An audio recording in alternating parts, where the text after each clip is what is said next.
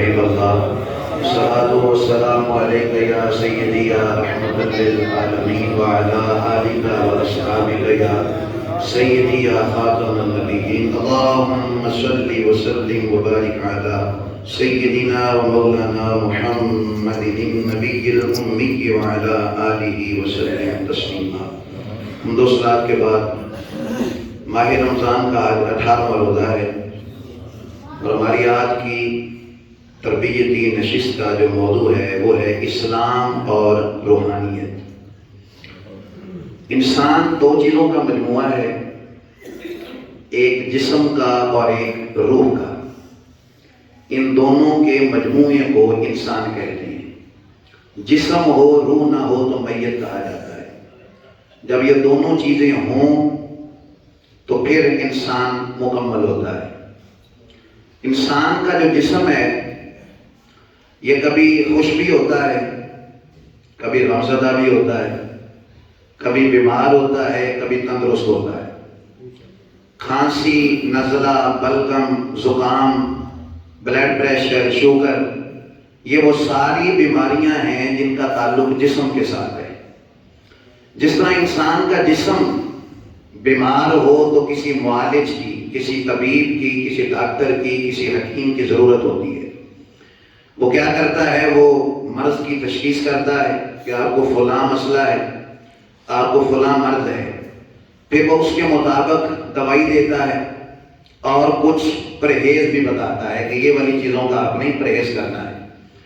انسان کا جسم بیمار ہو تو اس کے لیے کسی معالج کی ضرورت ہے، کسی ڈاکٹر کی، کسی حکیم کی ضرورت ہے، اور پھر وہ حکیم مرض کی تشخیص کرتا ہے، دوائی دیتا ہے اور پرہیز بتاتا ہے۔ اسی طرح جو انسان تو دو چیزوں کا مجموعہ ہے نا، جسم کے ساتھ یہ معاملات ہو رہے ہیں تو اس کے لیے ساری رہنمائی موجود ہے۔ انسان کے جسم کا دوسرا حصہ جس کو روح کہا جاتا ہے، جس سے روحانیت لفظ ہے، یہ روح جو ہوتی ہے نا، یہ بھی کبھی خوش بھی ہوتی ہے، کبھی پریشان بھی ہوتی ہے، یہ کبھی تندرست بھی ہوتی ہے، کبھی بیمار بھی ہوتی ہے۔ ہمیں جسم کا پتہ چل جاتا ہے کہ میری طبیعت ٹھیک نہیں، مجھے نزلہ ہے، مجھے زکام ہے، آپ ڈاکٹر کے پاس جاتے ہیں، اپنا مسئلہ بتاتے ہیں۔ لیکن روح جو ہوتی ہے نا، اس کے بارے میں چونکہ ہماری زیادہ جو ہے ریسرچ نہیں ہے، اس لیے ہمیں پتہ نہیں چلتا کہ میری روح بیمار ہے یا تندرست ہے۔ اب روح بیمار ہے یا تندرست ہے تو جس طرح جسم بیمار تھا تو ڈاکٹر کے پاس گئے جو اس کو جاننے والا ہے، اسی طرح روح بیمار ہے یا تندرست ہے تو اس کے لیے بھی کسی حکیم کی، اس کے لیے بھی کسی طبیب کی ضرورت ہے۔ اور اس کو طریقت کی نظر میں صوفی کہا جاتا ہے، درویش کہا جاتا ہے، جو ہمارے روح کے مرض کی تشخیص کرتا ہے، جو ہمیں بتاتا ہے کہ تمہاری روح کو فلانا مسئلہ لگ گیا ہے، تمہاری روح کو فلاں مرض لگ گیا ہے۔ بھائی جسم بیمار ہو تو کھانے پینے کو دل نہیں کرتا، حالانکہ شہد سب سے میٹھی چیز ہے۔ اگر بیمار آدمی کو آپ شہد بھی کھلائیں تو وہ بھی اس کو کڑوا محسوس ہوتا ہے۔ شہد کڑوا نہیں، اس کا مزاج کڑوا ہو گیا بخار کی وجہ سے۔ شہد اپنی جگہ پہ شفا ہے، اپنی جگہ پہ میٹھا ہے۔ جب روح بیمار ہوتی ہے نا میرے بھائی، تو پھر کیا تبدیلی آتی ہے؟ پھر نماز پڑھنے کو دل نہیں کرتا۔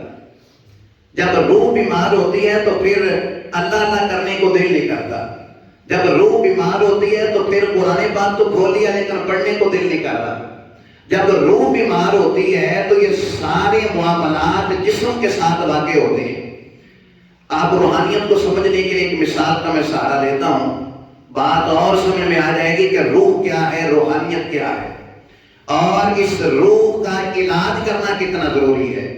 ہم چونکہ اہل سنت و جماعت ہیں، ہمارے یہاں پیری مریدی کا ایک سلسلہ ہے، تو پیر پکڑنے کا جو اصل مقصد ہے وہ یہی ہے کہ آپ کی روح کو وہ تازہ کر دے۔ یہ مقصد نہیں ہے کہ آپ جائیں جی میرا کاروبار نہیں چل رہا، میرے ہاں اولاد نہیں ہے، یہ بھی آپ دعا کے لیے کہہ سکتے ہیں، لیکن وہ جو مقصد تھا پیری مریدی کا، وہ مقصد یہ تھا کہ آپ اپنی اس شیخ کے پاس، اپنے اس پیر کے پاس، آپ اپنے اس مرشد کے پاس جائیں اور اسے کہیں جی مجھے کون سی بیماری لگ گئی ہے کہ نماز پڑھنے کو دل نہیں کر رہا۔ میری روح کو کون سا ایسا مرض لگ گیا ہے کہ میں جو ہے چاہتا ہوں، ارادہ بڑا ہوتا ہے کہ میں جاؤں اذان ہوگی یا مسجد میں، لیکن پھر دل ہی نہیں کرتا۔ آپ میرے مرض کی تشخیص کریں، مجھے بتائیں کہ مرض کون سا لگا ہے، اس کا علاج کیا ہے، اس کے لیے دوائی کون سی لگے گی۔ یہ روحانیت ہے کیا؟ بڑی خوبصورت مثال کے ساتھ اس مسئلے کو واضح کرنا چاہتا ہوں۔ آپ گھر سے باہر تھے، موڈ آپ کا اچھا تھا، آپ نے گھر فون کیا، بھی آج دال گوشت بنایا دے، طبیعت ذرا اچھی ہے میری، موڈ اچھا ہے تو میں چاہتا ہوں ذرا دال گوشت ہو جو میرے پسندیدہ ہے۔ آپ نے گھر بتا دیا، اور 5 منٹ کے بعد آپ نے ذرا دوبارہ کہا بھی نال سلاد بھی بنا لیا جی، طبیعت اچھی ہے نا، آج موڈ اچھا ہے، تو آپ نے کہا ذرا سلاد بھی بنا لیجیے گا۔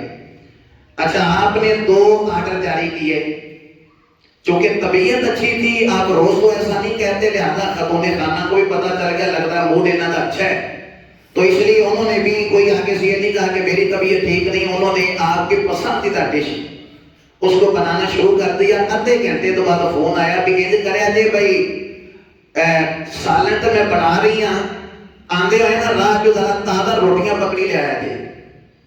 آپ نے انکار نہیں کیا کیونکہ موڈ اچھا ہے، آپ کا موڈ اچھا ہے نا، اس لیے آپ نے یہ نہیں کہا بھی گھر سے پکاؤ، آپ کا موڈ اچھا تھا تو آپ نے انکار نہیں کیا۔ اچھا، پھر فون آ گیا آپ کے بیٹے کا، ابا جی راہ بچوں نا 1.5 لیٹر دی کولڈ ڈرنک بھی پکڑی لے آیا جی، تو آپ نے بیٹے کو بھی کچھ نہیں کہا، اس لیے تو موڈ اچھا ہے۔ آپ بڑی محبت کے ساتھ آپ نے جا کر کولڈ ڈرنک لی وہاں سے، اب آپ کا ارادہ یہ تھا کہ روٹیاں ذرا ٹھہر کے لیتا ہوں، بھی گرم ہوں گی، تازہ ہوں گی، تو جاتے ہی کھانا لگا ہوگا دسترخوان پہ تو کھانا شروع کر دیں، گرم روٹی ہوگی۔ آپ نے روٹی بعد میں لی، اچھے طریقے سے اسے پیک کیا، لے کے آپ آ رہے تھے، اپنے سٹاپ پہ پہنچے تھے، کسی بندے نال ٹکر ہو گئی موٹر سائیکل کی۔ اب وہ بندہ بڑا بدتمیز تھا، غلطی بھی اس کی تھی، قصور بھی اس کا تھا۔ آپ بڑے خوشگوار موڈ کے اندر تھے، روحانیت کیا ہے ذرا اس پہ توجہ کرنی ہے، آپ بڑے خوشگوار موڈ میں تھے اور بڑے حشار بشار خرامہ آپ اپنے گھر کی طرف جا رہے تھے کہ آج میری فیوریٹ ڈش بنی ہے، اور آپ جب وہاں پہنچے آپ کی ٹکر ہوئی، اس نے بدتمیزی کی، غلطی بھی اس کی تھی، لوگ اکٹھے ہو گئے، تو میں ہو گئی، لوگوں نے چھڑایا، بات ختم ہوئی، اب آپ گھر کی طرف آ رہے ہیں، لیکن جڑا موڈ پہلے سے نہ وہ نہیں ہے، جو موڈ آپ جو مزاج آپ کا پہلے تھا وہ آپ نہیں رہا۔ آپ گھر پہنچے، کھانا بالکل تیار تھا، آپ نے رکھ دیا، اب سارے کھانا شروع ہو گئے پر آپ نہیں کھا رہے۔ پوچھا کیا ہوا؟ کہنے لگے میرا دل نہیں کر رہا، میرا دل نہیں کر رہا۔ تو خاتون خانہ یہ نہیں کہتی میں دل کا ادھر کی طرح کہ بھوک لگی ہے پیٹ نو، تو پیٹ کے ساتھ یہ مسئلہ ہے یا باہروں کھا کے آ گئے ہو، تو آپ یہی کہیں گے کہ میرا دل نہیں کر رہا، حالانکہ بھوک آپ کو لگی تھی، اس لیے فیورٹ ڈش بنانے کا کہا، دل کیوں نہیں کر رہا؟ اس لیے کیونکہ اب روح کو ضرب لگی ہے، روح کو ایک چوٹ لگی ہے، روح کے اوپر اس کی باتوں کا وہ جو بدتمیز آدمی کے ساتھ کر ہوئی۔ کسی نے کہا تھا نا جانے کس عمر میں جائے گی یہ عادت اپنی، روٹھنا اس سے تو اوروں سے الجھتے رہنا، روٹھنا اس سے تو اوروں سے الجھتے رہنا، اور جڑی وہ بدتمیزی والے وہ جملے وہ جنہوں نے روح نو گھائل کیتا ہے، وہ روح پریشان ہے، اس لیے آپ کا کھانے کو دل نہیں کرتا۔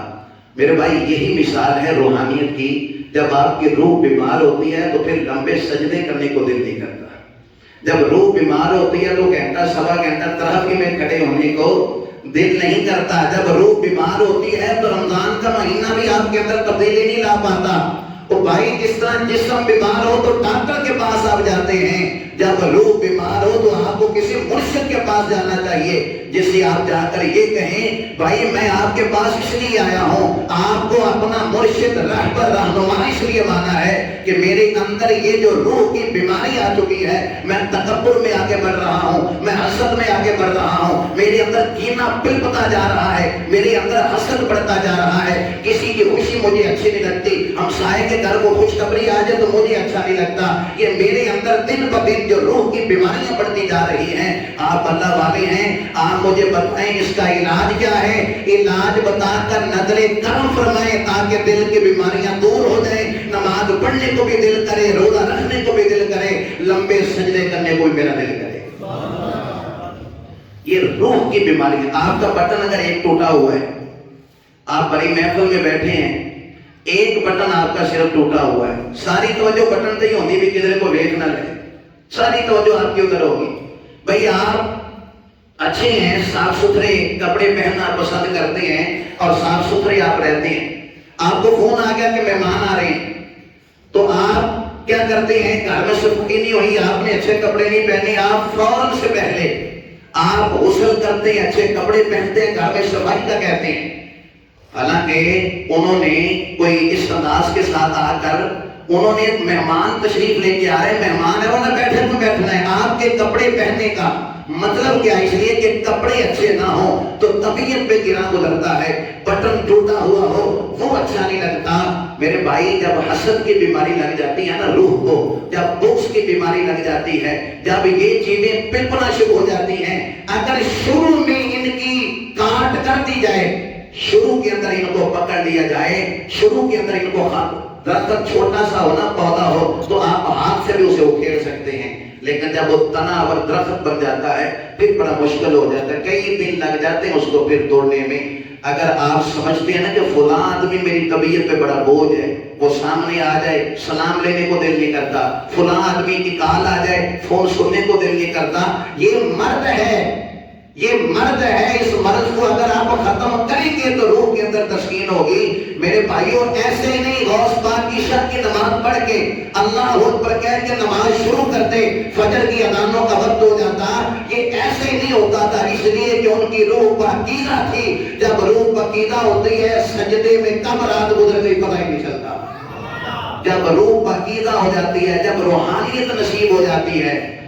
اور چونکہ یہ دور افراط و تفریط کا دور ہے، کچھ لوگ کہتے ہیں روحانیت کچھ بھی نہیں بھائی، یہ ایسے ہی لوگوں نے کاروبار بنا رکھا ہے.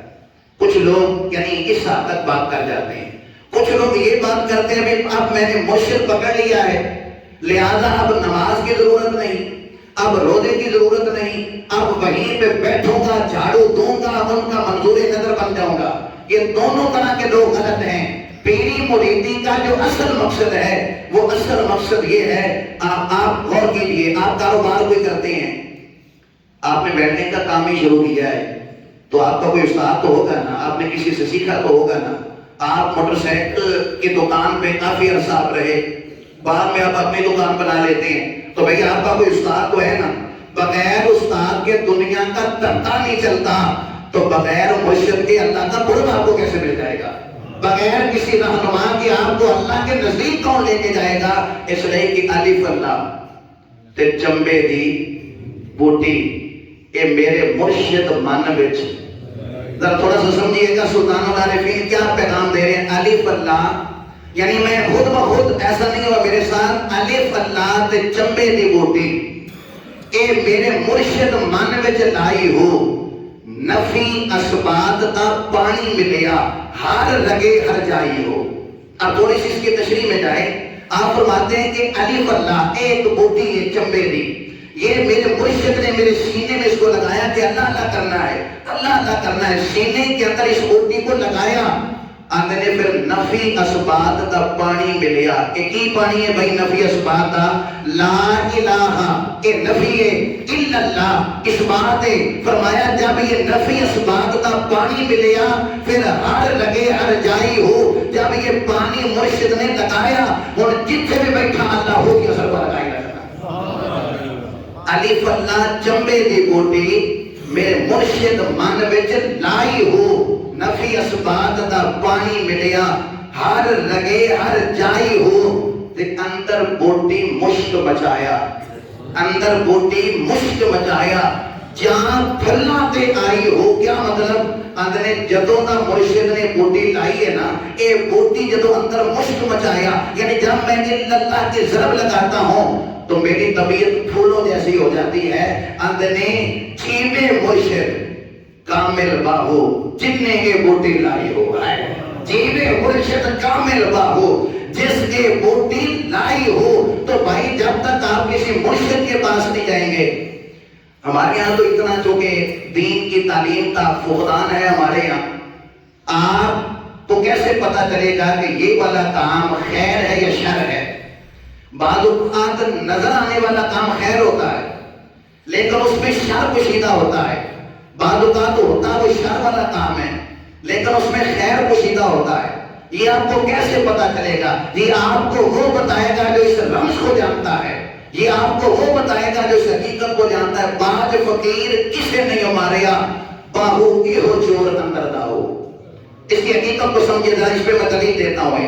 جب تک آپ کسی شیخ کے پاس، دراصل جب ہم پیر و مرشد کی بات کرتے ہیں تو یہ دنیا دار، یہ جنہوں نے دکانداری بنا لی ہے نا، یہ ہمارے ذہن میں آتے ہیں.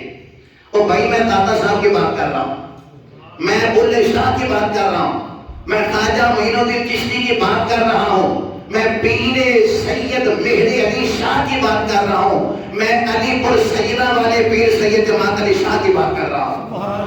ان 2 نمبر لٹیروں کی، دکانداروں کی کون بات کرتا ہے؟ بھائی ان کے پاس جو جاتا تھا، داتا صاحب کو ایک بندہ آ گیا، بڑیاں کرامتاں سنیاں سر. 40 دن رہا. 40 دن تو پانے کے لئے حضور السلام علیکم فرمایا بیٹیا 40 دن رہا جو کل بات نہیں کی تھی، کیا ہوا؟ کہنے لگا جی کرامتاں تھوڑیاں بڑیاں سنیاں سر، لیکن میں تے کرامت نہیں دیکھی. تصور یہی تھا نا کہ ہوا میں اڑ کے دکھائیں گے تو کرامت ہوگی، منہ سے آگ نکالیں گے تو کرامت ہوگی، یعنی وہ خلاف واقعہ کام کریں گے. کرامت تو یہی تصور ہمارے ذہنوں میں ہے، تو وہ بھی یہی تصور لے کر آیا. داتا صاحب مسکرائے فرمایا بیلیا یہ دس 40 دن تو ویکھیا کہ میری کوئی نماز جماعت تو بغیر ہوئی ہوئے، میں کوئی نماز جماعت تو بغیر پڑھی ہوئے 40 دن تو ویکھیا. ہو سکے ساری نمازاں تو جماعت نال پڑھیاں. 40 دن تو ویکھیا کہ میں کوئی نفلی روزہ بھی چھڑیا ہوئے. حضور ایسا نہیں ہوا، آپ ہمیشہ روزہ دار رہے. فرمایا بیلیا پتہ نہیں تو کنوں کرامت سمجھنا ہے، 40 دن میری نماز قضا نہیں ہوئی، یہ تو بڑی کیڑی کرامت بھی کہا. 40 دن میں نے کوئی نفلی روزہ نہیں چھوڑا، بتا اس سے بڑی اور کیا کرامت دکھاؤں. کرامت یہ ہوتی تھی. اس لیے فرمان ہے الاستقامت فوق الکرامہ. آپ کو کسی کام میں استقامت مل گئی ہے تو یہ کرامت سے بھی بڑا کام ہے. کرامت ایک کدی باری ہوتی ہے نا، روزانہ تو نہیں ہوتی. استقامت روزانہ کرنی ہوتی ہے. بھائی جو پابندی کے ساتھ نماز پڑھ رہا ہے وہ بھی کرامت دکھا رہا ہے، وہ بھی کرامت دکھا رہا ہے. جو پابندی سے نماز پڑھ رہا ہے، پابندی سے روزے رکھ رہا ہے، پابندی سے تراویح پڑھ رہا ہے، وہ بھی کرامت دکھا رہا ہے. اس لیے کہ الاستقامت فوق الکرامہ، یہ کرامت سے بھی اوپر والا درجہ ہے کسی کام کے اندر استقامت اور مستقل مزاجی آ جانا. تو میں ان بزرگوں کی بات کر رہا ہوں، ان بزرگوں کی جنہوں نے اس انداز کے ساتھ تربیت کی ہمارے یہاں. لیکن ایک بات اور بھی ہے، مارکیٹ کے اندر جعلی چیز تبھی آتی ہے جب اصلی بھی ہو. اللہ اس جملے کا غور کرنا تسی. مارکیٹ میں جعلی چیز ادو آتی ہے جب اصلی بھی ہوئے. وہ دلیل دینا 5000 والا نوٹ یہ جب نہیں سی آیا ادو مارکیٹ بھی جعلی نہیں سی آیا. یہ جعلی ادو نہیں آیا ہے جب اصلی آیا ہے. آج جڑے جعلی دکاندار پھرتے ہیں نا، نبدہ بیچ کے جناب لکیریں دیکھ کر تو آنے والی باتوں کی خبر دیتے ہیں جھوٹی موٹی. یہ اسی لیے پھرتے ہیں کیونکہ اصلی موجود نہیں ہے. بھائی 2 نمبر تب بھی ہوتے ہیں نا جب 1 نمبر چیز موجود ہو. جب 1 نمبر ہو ہی نہ تو 2 نمبر ہو نہیں سکتے.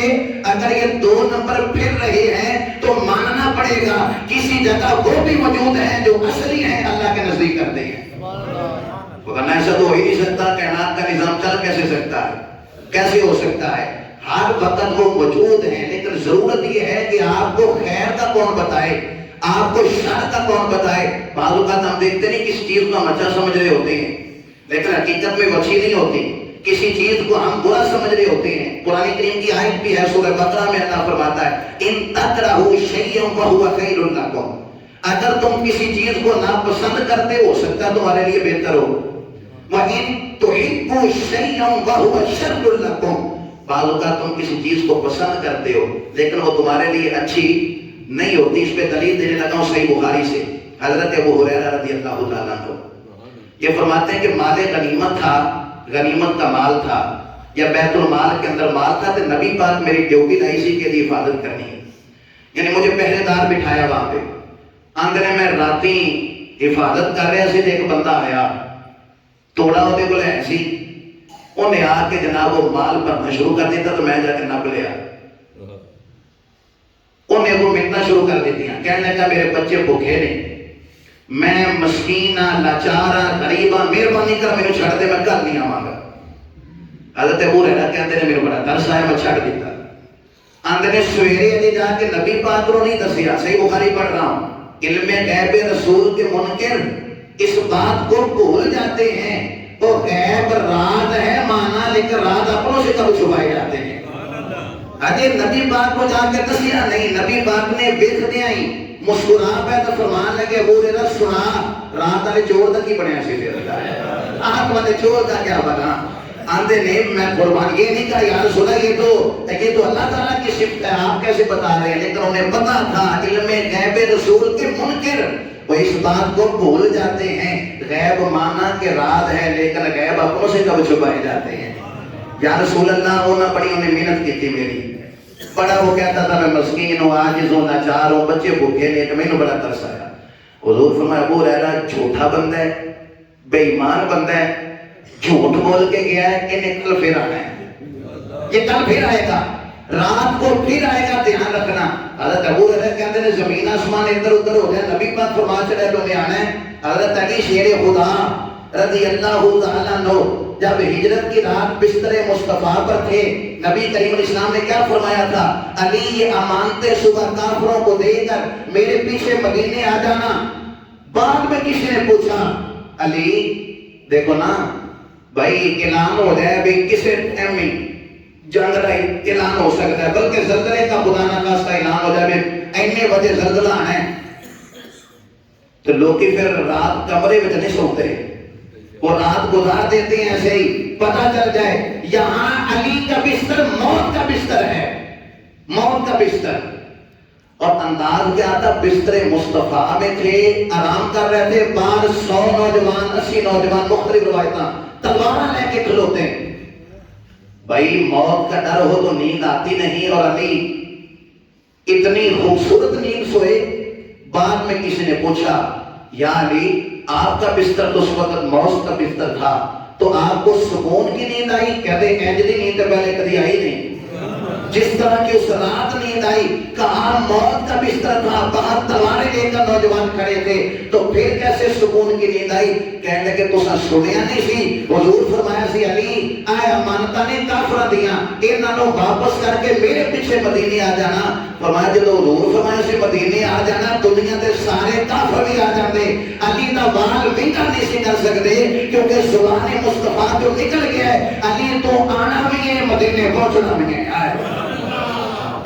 اس لیے کہ حضور نے جب اپنی زبان سے کہہ دیا، تو حضرت ابو ہریرہ کہتے ہیں جب حضور نے فرما دیا انہیں راتی پھر آنا ہے، کہتے ہیں یقین ہو گیا، میں بیٹھا تھا پھر آیا، انہیں آ کے پھر تھوڑے میں کندم جو بھی ایسی بننا شروع کر دیا کہ نب لیا میں، وہ تو کیا سی میں آنا نہیں تو پھر آ گئے، پھر انہیں منتہ کی تھی، پھر ترلے کیتے، عاجزاں لاچاراں غریباں بچے بھوکے نہیں۔ اچھا حضور کا فرمان ہے مومن جڑا ہوتا ہے نا نرم دل ہوتا ہے، مومن نرم دل ہوتا ہے، سامنے والا سمجھتا بھی شاید بے وقوف ہے، حالانکہ مومن ہوتا ہی نرم دل ہے، جتنا ایمان کامل ہوئے گا سامنے والا سمجھتا ہے بے وقوف ہے، انہوں پتہ ہی نہیں۔ حالانکہ وہ اونٹ کے ناک میں نکیل ہونا، آپ جدھر اس کو بٹھائیں جدھر کھڑا کریں وہ ویسا ہی کرتا ہے، مومن بھی ایسا ہی ہوتا ہے، اور اتنا سادہ ہوتا ہے کہ کوئی بندہ انہوں آ کے بیٹھ جاؤ بیٹھ جاتا ہے، کھڑا ہوتا ہے کھڑا چلیے ساتھ چل پڑتا ہے، سامنے والا سمجھتا بھی یہ بے وقوف ہے، انہوں دنیا داری کا نہیں پتا، حالانکہ یہ نہیں پتا ایمان والا ہوتا ہی بڑا نرم دل ہے، ایمان والا نرم دل ہوتا ہے۔ میں قرآن سے آیت پیش کر دیتا ہوں، اللہ فرماتا ہے فَبِمَا رَحْمَةٍ مِّنَ اللَّهِ لِنْتَ لَهُمْ، اے حبیب یہ آپ پر اللہ کی رحمت ہے کہ آپ بڑے نرم دل ہیں، یہ آپ پر اللہ کی رحمت ہے کہ آپ نرم دل ہیں۔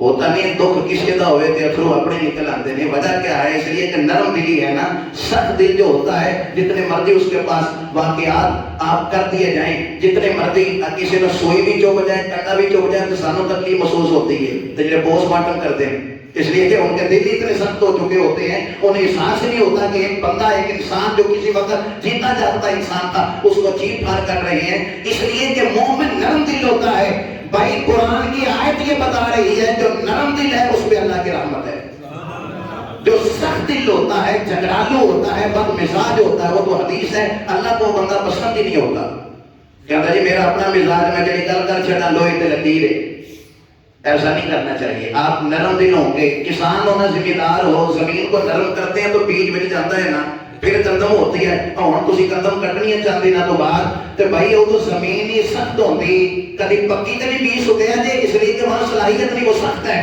جہاں نرمی ہوتی ہے کردار وہیں پہ جاتا ہے. علامہ اقبال نے کہا مٹا دے اپنی ہستی کو اگر کچھ مرتبہ چاہیے, کہ دانا خاک میں مل کر ہی گلے گلزار بنتا ہے. دوبارہ سنو یاد ہے, مٹا دے اپنی ہستی کو اگر کچھ مرتبہ چاہیے, کہ دانا خاک میں مل کر ہی گلے گلزار بنتا ہے. حضرت ابو ہریرہ کہتے ہیں انہیں جدو پھر کرلا کیتا نا, جو کہ نرم دل سانا ایمان والے سنا دل میں پھر چھڑ دیتا. اگلے دن گیا تو نبی پاک فرمایا سنا ابو ہریرہ آتا نے چور تک ہی بنیا. اندر یا رسول اللہ نے پھر کرلا کیتا, پھر انہیں محنت کی تھی. فرمایا ابو ہریرہ ہے بڑا جھوٹا, انہیں راتی پھر آنا ہے. یہ صحیح بخاری میں پڑھ رہا ہوں, یہ رات پھر آئے گا. کہتے ہیں کہ آج میں تہیہ کر لے, میں انہوں جان نہیں دینا. بے ایمان روز کہہ کے جاتا ہے کہ میں نہیں آواں گا, پھر آ جاتا ہے. کہتے ہیں میں پھر راتی بہ گیا, وہ پھر آیا, توڑا پڑھنا میں شروع کیتا. میں جا کے نہ پڑھے آج تینوں میں نہیں چھڑنا, تو روز آنا میں نہیں آواں گا, پھر تو آ جانا ہے. اس کا کہ ابو ہریرہ مینوں چھڑ دے, میں تینوں ایک کام دی گل دسنا. میں بات کیا کر رہا ہوں کہ خیر ہو یا شر ہو, یہ آپ کو کون بتائے گا؟ آپ کا شیخ بتائے گا, آپ کا مرشد بتائے گا. بعض اوقات آپ یہ سمجھتے ہو کہ بات اچھی ہے, بھائی مرشد پکڑنے کا ضرورت اس لیے ہے, وہ مرشد آپ کو بتائے گا یہ چیز آپ کے لیے خیر ہے یا شر ہے. حضرت ابو ہریرہ کہتے ہیں, وہ کہنے لگا ابو ہریرہ میں چھڑ دے, میں تمہیں ایک کام دی گل دسنا. فرمایا دس. کہنے لگا راتی آیت الکرسی پڑھ کے سوتا کر, چور تھوڑے گھر میں تھوڑے بیڑے سے داخل نہیں ہوئے گا. آیت الکرسی رات کو پڑھ لیا کر. ہوں آیت الکرسی کا ابو ہریرہ نہیں سی پتا, نہیں کو جو فرمائی آپ نے آیت الکرسی کا کیا حضرت ابو ہریرہ نہیں سی پتا. سانوں پتا ہے بھی ہر نماز تو بعد پڑھو تو سیدھے جنت ہے. پڑھتے ہیں نا مسائل لوگ, جیسے ہی سلام مکمل ہو آیت الکرسی شروع کرتے ہیں. ہمیں پتا ہے 1450 سال کے بعد تو جس نبی نے یہ فرمایا تھا ابو ہریرہ موجود تھے, ان کو نہیں پتا تھا آیت الکرسی کی یہ فضیلت ہے. رات کو پڑھی جائے تو چور گھر میں نہیں آتا, پتا سی. لیکن یہ ہن گل اودی گل وچ شر ہے یا خیر ہے, یہ تے ہن مرشد نے دسنا ہے. یہ تو آپ مرشد بتائیں گے نا کہ یہ اس کی بات میں خیر تھی یا شر تھی.